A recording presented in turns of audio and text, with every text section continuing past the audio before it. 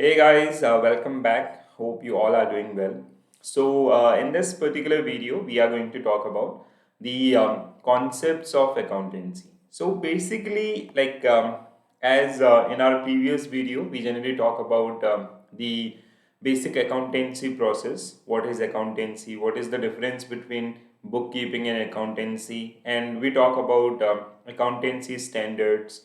So, now we'll talk about a few major concepts.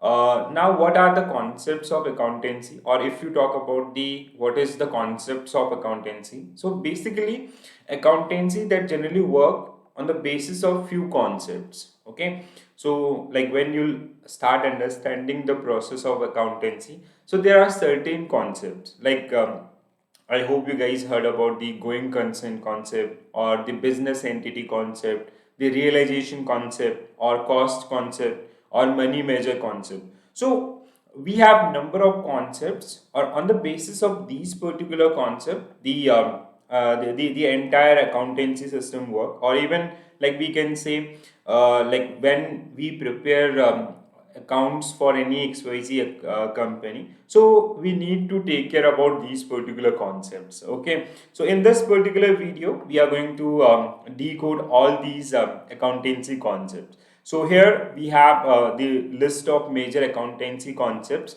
Like we have cost concept. So when you talk about the cost concept, it is like whenever we make entries, we do entries in company account. So we generally consider the cost of purchase. Let's say if you purchase this particular marker at 100 rupees, and the market value right now, it suppose that it is 110 rupees, so you will consider 100 rupees as a cost. So that concept, that is that basic concept of accountancy, is known as cost concept.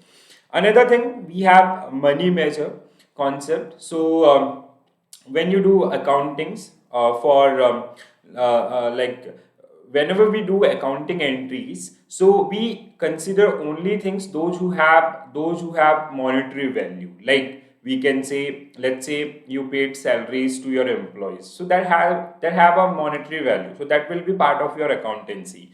But the health of your suppose that team manager or the other personal events, so they are generally not part of the accountancy process. Like then we have realization concept. So we generally talk about the real values. Let's say we generally ignore the notional profit. Let's say we made an investment of 100 crore rupees, so what will be the outcome in 10 years? We do not consider that particular one. We generally talk about the real values, or that is generally known as realization concept. Then we have business entity concept. So here, let's say being a owner, you invested 10 lakh rupees in any company.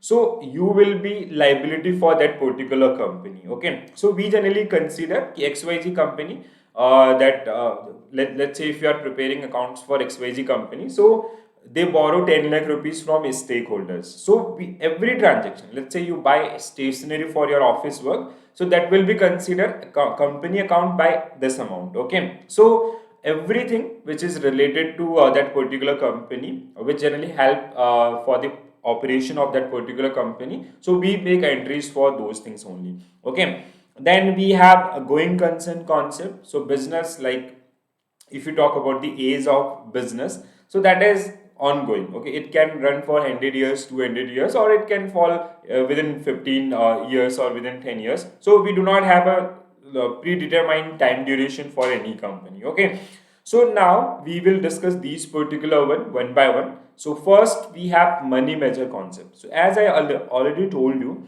so every transaction is measured in term of money, like production, like raw material, sale, wages. So these are generally part of your, these all are generally covered under money, and these will be part of your accountancy. Okay, whenever you like, you'll have a separate ledger for sales item, for wages or salaries, for other expenses. Okay, so health of a proprietor or stakeholders or manager is not taken into account of the books, although it may have a great impact on the overall business. Okay, let's say there is a person who running that particular business and he got ill.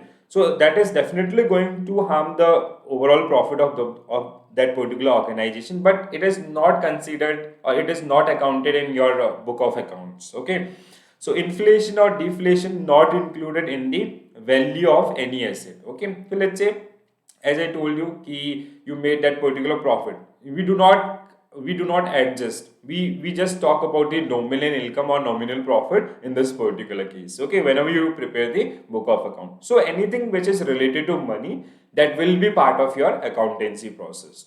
Next one is cost concept. So business transactions are recorded in books at cost price. As I earlier gave you an example, let's suppose you buy some machinery for your company and it costs you around 5 lakh rupees, and the current market value is 7 lakh rupees. So when you will open your book, so it will in your books it will be only 5 lakh rupees. Okay, or even let's say you buy at 5 lakh rupees and the current market price is 3 lakh rupees, so it will consider 5 lakh, but we have depreciation on capital asset, so you'll adjust that one only. Okay, so like whatever the prices increment and decrements, so we are not considering those things. We are generally talking about the cost price. Okay, fixed asset are kept at cost of purchase and not their market value. As I gave you an example of this marker or any other machinery, so we do not consider market price here. We generally talk about the whatever investment we generally made in that particular asset. Okay, so the price when you purchase that particular asset. So every transaction is recorded with present value and not any future value involved in that particular one. So unrealized gain are ignored. So let's say if like sometime it happens, so unrealized gain means it could be in future. Okay, so futuristic approach. So we do not consider these particular thing in our accounting when we do accounting for any company. An item that has no cost is not taken in books. Okay, so this is very simple one. So cost concept again very important. So like guys, now you are just building your fundamentals toward the accountancy. So when you'll deal with accounting entries, when you'll make accounting entries, so these particular the you have to remember these basics concepts. So that is definitely going to help you in your upcoming for your upcoming learnings. Okay, so next one is business entity concept. Okay, so let's say we have a business XYZ limited.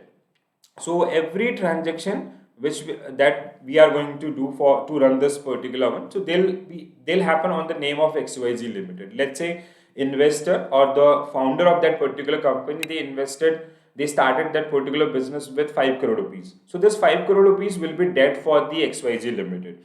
Let's say you buy stationery, office stationery or some machinery, so that will be again part of that particular organizations. Okay, so this concept separate the entity of proprietor from the business transactions. Okay, which means Mr. A who started this particular business XYZ. So this concept that generally differentiate between Mr. A and XYZ Limited. Okay, every like A is investor who give 5 crore rupees to XYZ Limited. So for XYZ Limited it is a debt. Okay. So capital contributed by the owner is liability for business, because business is a different owner. Okay, so we consider that XYZ Limited as a separate entity. So please do remember this one. And so many times examiner they generally ask question based on this particular concept.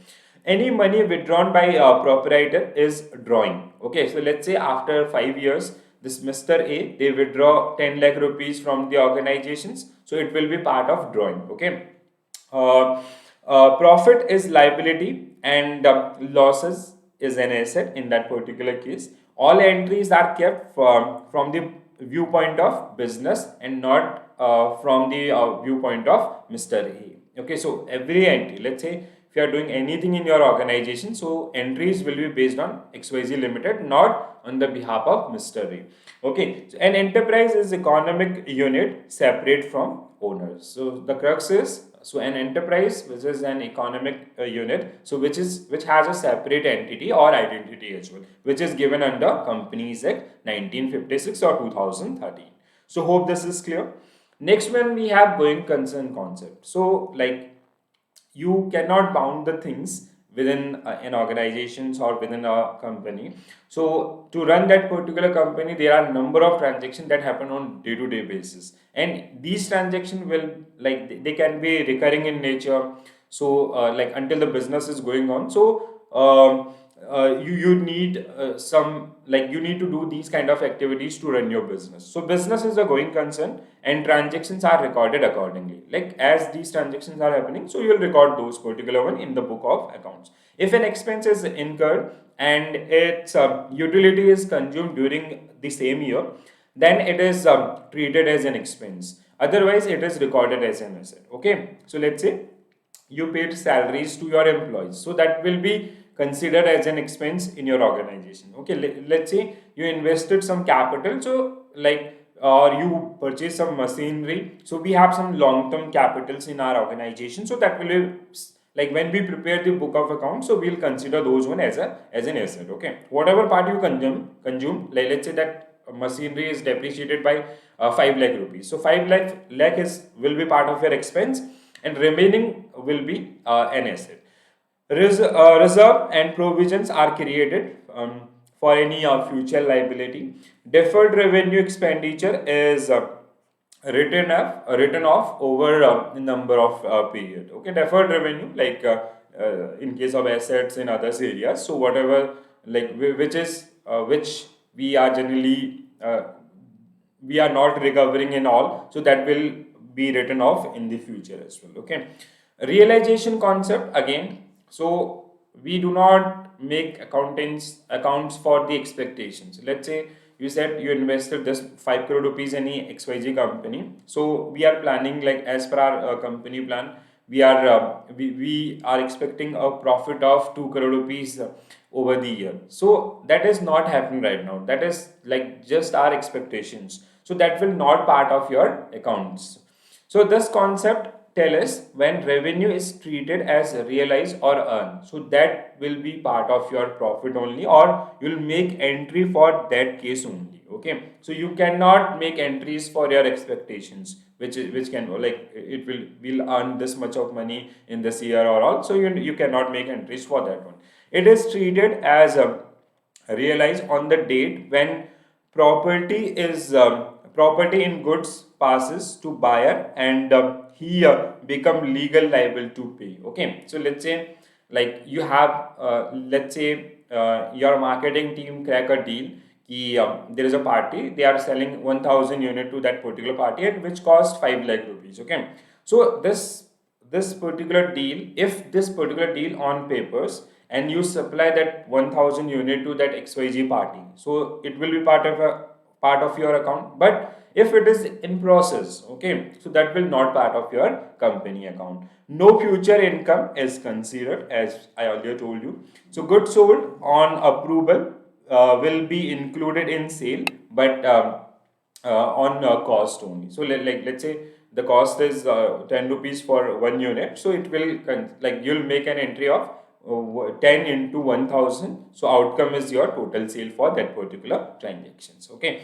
so now the final one is dual aspect concept. So dual aspect means, like, this is very important concept in accountancy. So every transaction in accountancy has dual effect. So one account, so let's say you cannot only credit or you cannot only debit the accounts. Okay, so if one account is getting credited, so another one must debited in that particular case. If, like, let's say XYZ Limited is selling something, so there is someone who is buying that particular one. So every transaction has a dual effect. One is debit side and another one is credit side. So even if you talk about the equations, accounting equations, so your assets equal to capital plus liabilities. So if you talk about that particular company's assets, it is, or the basic formula or the basic equation for the accounts is asset equal, balance sheet is asset equal to capital plus liability. So if one account is getting credited, so definitely the another account will get debited. So you cannot credit both the account or you cannot debit both the accounts. Okay, so guys, whenever we talk about the concepts of accountancy, so these are the basic concepts On the basis of these concepts, we generally prepare our accounts. And like whenever you're preparing some accounts, you have to remember these particular concepts so you can make right entries. Okay, so I hope these particular things are clear to all of you. If you still have any query related to any concept, do mention in comment section. And if you're new to my channel, please do subscribe and do share with your friends. Thank you.